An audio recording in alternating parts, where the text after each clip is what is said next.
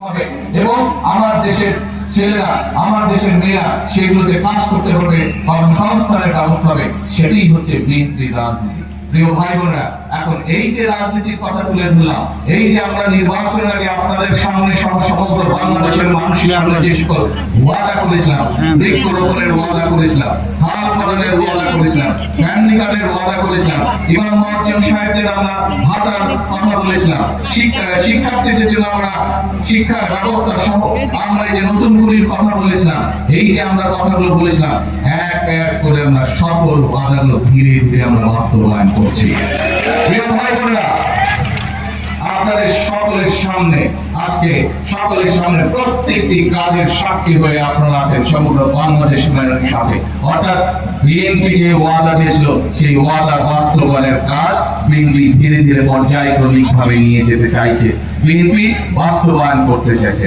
এখন প্রিয় ভাই বোনেরা, এই যে বিএনপির রাজনীতির কথা আপনাদের সামনে আমি তুলে ধরলাম, যে রাজনীতির কথা শুধু মুখের মধ্যে নেই, যে রাজনীতি বাস্তবে আপনাদের সামনে তুলে ধরেছে, যে রাজনীতির বাস্তব ফল এখানে থাকা মা বোনেরা পাচ্ছে, যে রাজনীতির বাস্তব ফল এখানে থাকা ইমাম মুয়াজ্জিম সাহেবরা পেয়েছে, যে রাজনীতির ফল এখানে দুস্থ মানুষরা পেয়েছে, যে রাজনীতির ফল দেশের সন্তানেরা পাচ্ছে, যারা লেখাপড়া করছে তারা পাচ্ছে। এই রাজনীতি কি আপনারা মনে করেন সঠিক আছেন? এই রাজনীতির সাথে কি আপনারা আছেন? কারা আছেন এই রাজনীতির সাথে? ভাই দেখে আপনারা কি মনে করেন বিএনপি সঠিক রাজনীতি করছে? আলহামদুলিল্লাহ, ধন্যবাদ সকলকে।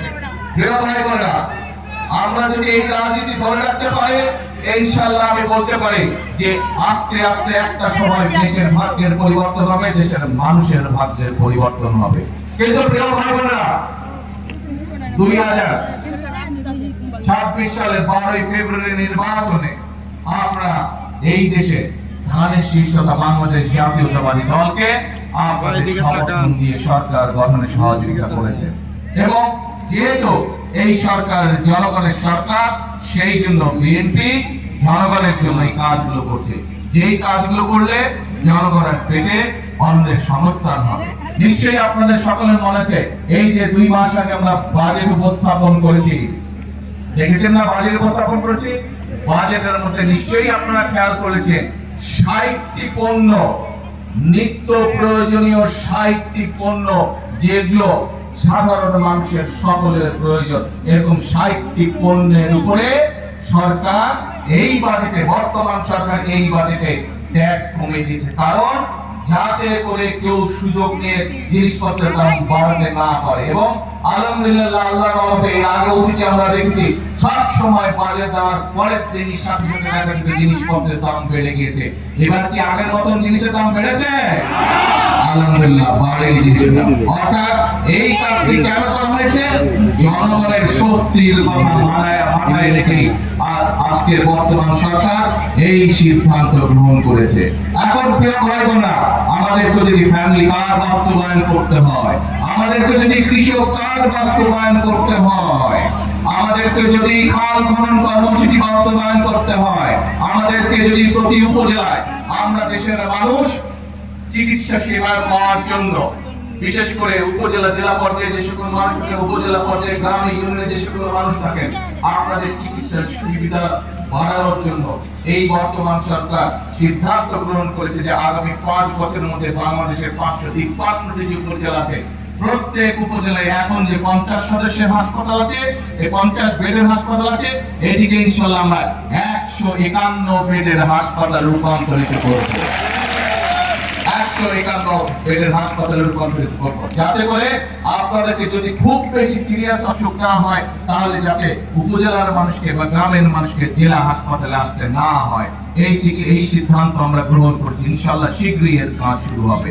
এখন প্রিয় ভাই বোনেরা, এই যে যদি দেশের মানুষের স্বাস্থ্য সেবা নিশ্চিত করতে হয়, এই হাসপাতালে তো আপনারা সহ দেওয়া যায় হয়। ফ্যামিলি কার্ড যদি সারা বাংলাদেশে 4 কোটি পরিবার, বিশেষ করে গ্রামে গঞ্জে খেটে খাওয়া মানুষের দুস্থ গরিব পরিবার, তাদের নারী প্রধানদের কাছে যদি পৌঁছে দিতে হয়, যদি ইমাম মুয়াজ্জিন সাহেবদের কাছে তাদের ভাতার ব্যবস্থা পৌঁছে দিতে হয়, যদি আমাদের ছাত্রছাত্রীদেরকে সঠিকভাবে পোশাক আমরা পৌঁছে দিতে চাই, নতুন বইয়ের সাথে যে আমরা প্রাইমারি স্কুলের বাচ্চাদেরকে 1 কোটি 20 লক্ষ বাচ্চাকে যে আমরা পোশাকের ব্যবস্থা করছি সেইটি যদি পৌঁছে দিতে হয়।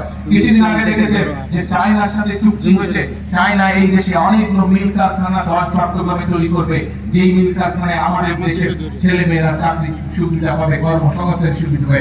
সেই মিল কারখানাগুলোকে যদি তৈরি করতে হয়, অর্থাৎ এই কাজগুলোকে যদি বাস্তবায়ন করতে হয়, তাহলে অবশ্যই আমাদেরকে ধৈর্য ধরতে হবে, অবশ্যই দেশের মধ্যে শান্তি রাখতে হবে। এখন মানুষ পরিবর্তন চায়। আমরা 71 সালে যুদ্ধ করে দেশ স্বাধীন